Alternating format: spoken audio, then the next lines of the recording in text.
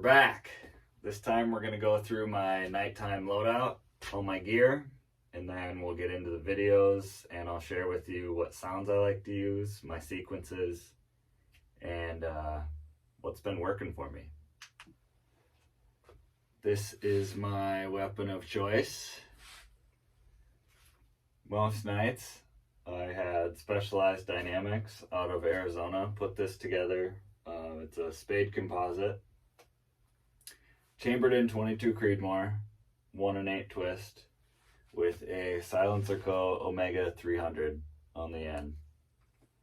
I topped it with the Pulsar Thermion XL50. This is on the higher end of the Thermions. There's a lot of them. You got to do your research through that. Of the Thermion family, this is second from the top because that latest one just came out. That's the XL60. It's been a great scope for me since 2020 is when I started in on them. I get a lot of questions on how I decided to go with the Pulsar stuff. Honestly, at the time, there was just less products than there is now. I had bad luck with some ATN stuff early on, so that steered me away from that. I'm sure it's better now, but once I learned this, I'm a creature of habit. I liked what I had, and I wasn't going to change it. The LRF, the laser rangefinder, is perfect. I can't imagine hunting without it anymore. Another thing I cannot imagine hunting without anymore is some sort of scanning device. I started with the Axion, which is a monocular, and then I upgraded to these Merger LRF XP50s. I can't describe to you how much of a game changer this has been for me, just as far as, you know, your fatigue goes, looking in one eye the whole night, your field of view, and just how much you can cover from, 180 degrees one way and then 180 the other way. I catch myself in this motion a lot, trying not to lose track of my rifle. And then remote in the other hand. It's so awesome having, something to at least find your targets with, and then you can shift over and get on them when it's time. So I would say that I spend more time in my scanners than I do my actual rifle scope, just because this can get tiring. I know it sounds dumb, but hunch over a rifle all night and you'll know what I'm talking about. I do have another rifle chambered in 224 Valkyrie. This one's got the little brother scope to that one. This is the Pulsar Thermion XP50. The difference is the base magnification in the XL is 1.75 and the base in this is 2.0. So I don't have as much field of view with this, but that's kind of the plan. This is a shorter, lighter, more compact rifle and caliber. This is just a Savage stock 224 Valkyrie. So yeah, again, same Silencer Co. suppressor, Omega 300. It's a good can. This is usually the rifle that I use, my guests use, just because it's more user friendly, and every now and then I'll break it out just for old time's sake. Moving on to the calls. So I do run both the Lucky Duck Super Revolt and the Fox Pro X24.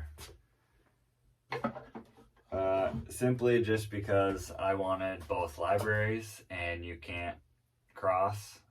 They both have encrypted sounds to their own console, and sometimes I like to have both. I know I'm gonna get the question of which one is better. It's a very hard question. The remotes are so close. I do like how the Lucky Duck remote has its sounds categorized better, but that's just, I'm also less familiar with the Fox Pro. The Lucky Duck has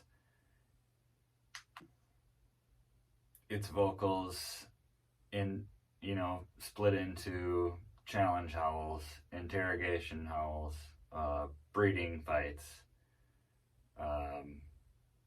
long howls, short howls, whereas the Fox Pro just has coyote vocals, and you hit that and then it's like a list of 50 sounds, so I gotta thumb all the way down. And I know that I need to add them to my favorites in the Fox Pro, but it's still just not categorized for me out of the box.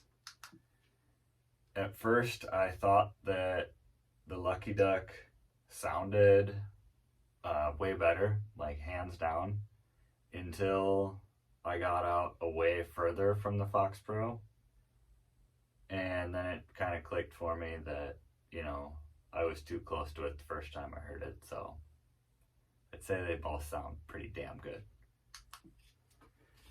The Lucky Duck is heavier and a little bit bigger. I put this paracord and a carabiner on it, and I just clipped that on my waist to walk through the field. But it's, that extra pound or whatever isn't gonna make or break me, so I do both. So yeah, bother me about the gear. I love talking about the gear. I'm a gear guy. I like nice stuff, and I'm hard on stuff, so that's how you know this is good. So please don't be afraid to ask me questions. I'll give you a straight answer. I'll tell you what I know. Now I'll show you some killing footage and kind of explain to you how I'm working with my sounds. So coyotes are typically coming to the call because of one of or multiple of three reasons. So I break my sound categories into social interaction, or they're just straight up curious about what the hell that noise. And then I'll kind of break my 20-minute set or 30-minute set into 4 or 5 to 6 minute blocks. Each one of those blocks I can just play one category of sounds. If I had it my way, I would start every set with vocals just because I love using them, but it doesn't always work because I'm calling the same spot multiple times a year, and they know that last time they came to vocals they had bullets flying at their faces. This particular set I started with a long howl. I didn't see the coyotes that you see in the video now, but I started it with a sound that sounds like this.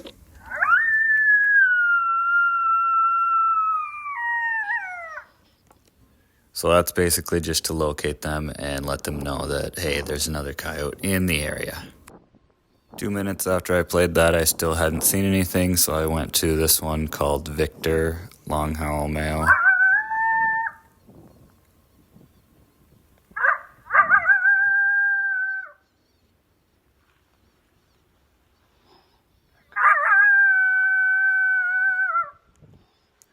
A little bit more aggressive, just kind of interrogating them. So then at like the 6-minute mark, I saw these coyotes come over the hill, and then like you saw at the beginning of the video when I started recording, they kind of stopped up there at the top. It didn't really seem like they were in a hurry to get there, so then I switched to my second category, which was food, kind of giving them the idea that, hey, there's another coyote in the area, and they have food. So that's when I started the jackrabbit baby cotton demise noise that you can hear in the video. Sounds like this.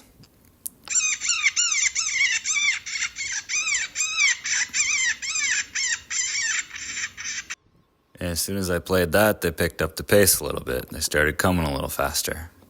So as soon as I see them start to commit, I turn on my rangefinder and start to get a feel for how much time I have and how far out they are.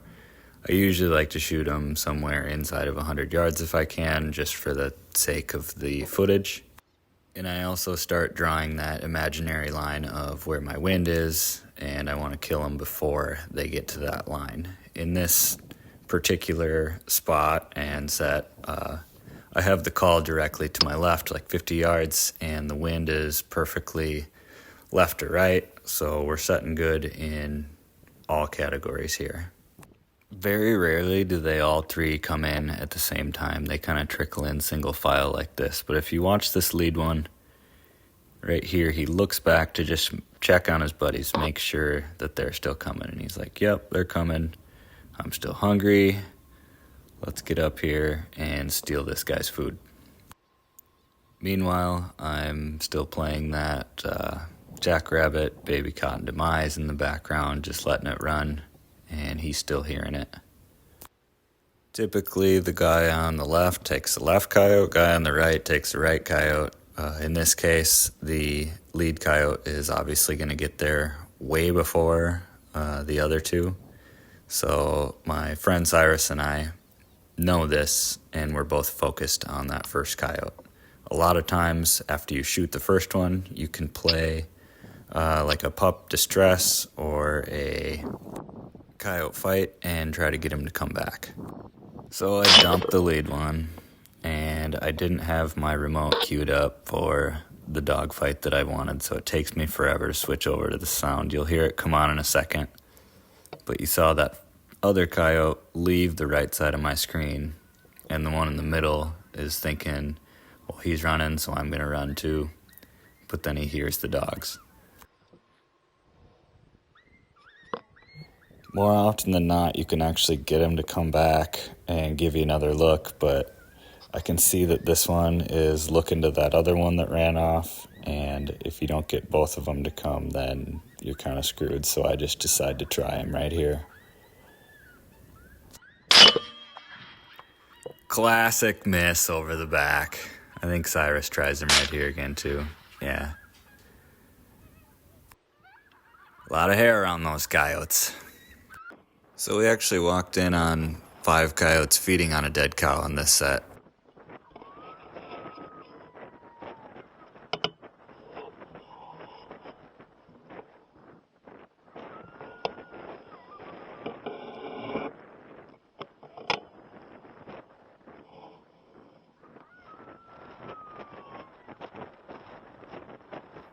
You can see that they're hearing it. They all pick their head up, but they're not coming.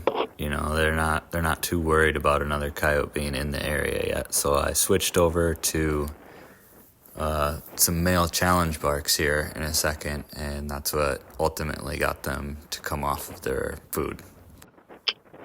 So again, back to my 3 categories of why they come. I figured they didn't need food, and they wouldn't like the idea of another coyote moving in, you know, while they're eating. They're extremely territorial, and I figured I could get them riled up with that. Just for the sake of the footage and the realisticness of my sounds, I kind of waited right here and just watched them.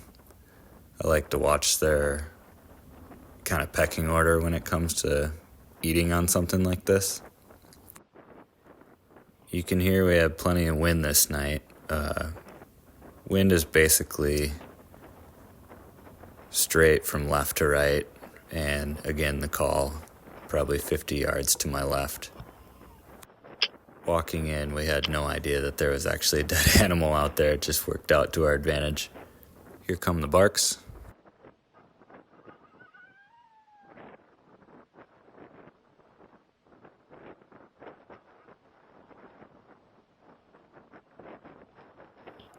And it pissed him off enough to come check us out.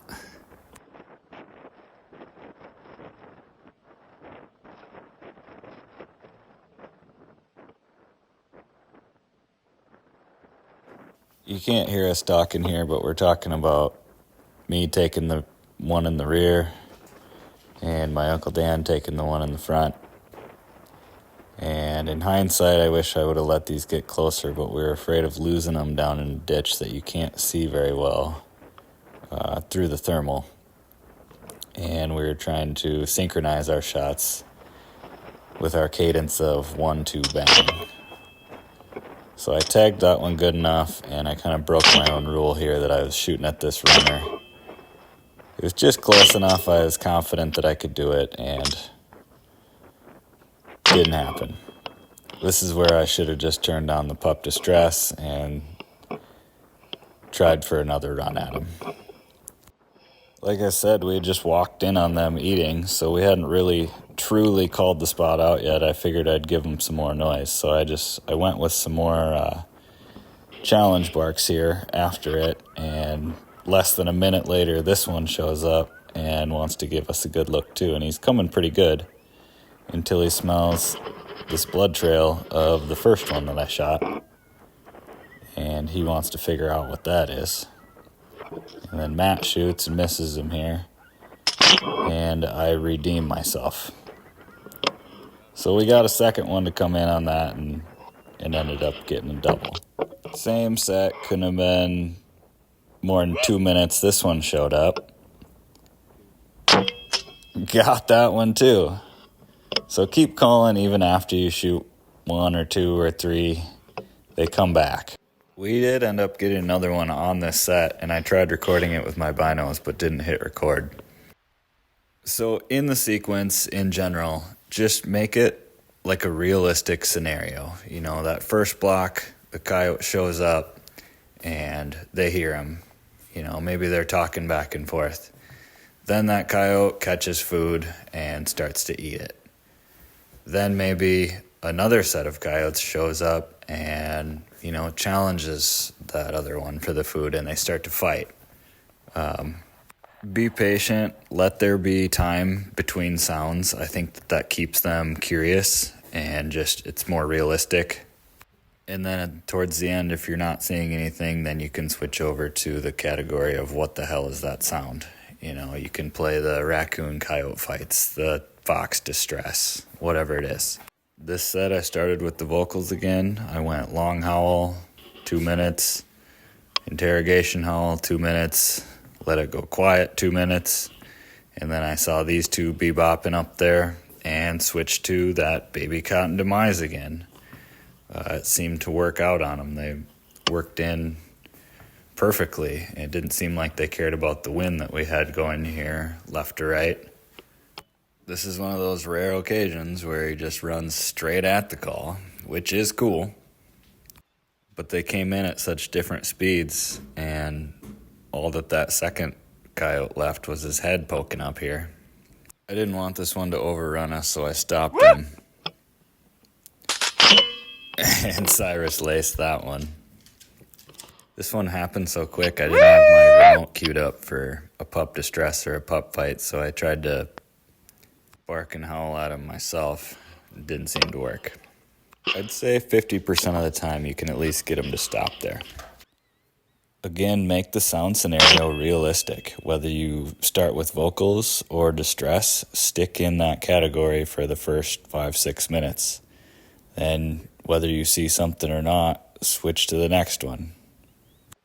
I'm not saying that it's going to work every time. It's just this is what works a majority of the time. You're going to have sets where you don't even hear a coyote. Typically, coyotes breed in February. So I won't start throwing in breeding sounds until, maybe 3-4 days into that month. Leading up to it, I like to open with vocals, though. Knowing that leading up to them actually breeding, they'll be seeking a mate. Both males and females. Obviously, if it's not my first time at this particular spot that I'm hunting, I will play different noises. Maybe I'll start with 2 blocks of food. First one, rabbit noises. Second one, bird noises. And then get into the vocals of it. I hear so many people say, play the rabbit, but don't be afraid to play the vocals. I feel like I get them running in at 100 miles an hour so much more when I'm playing, the social noises. They're pissed off that somebody's in their area, kicking ass and stealing their food.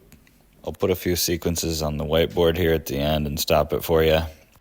These ones will all be Lucky Duck sounds, and we'll do a Fox Pro one in a later episode. For all the experienced coyote hunters out there, hang with me. We'll get through this elementary stuff, and we'll break it down even better. Thanks for watching.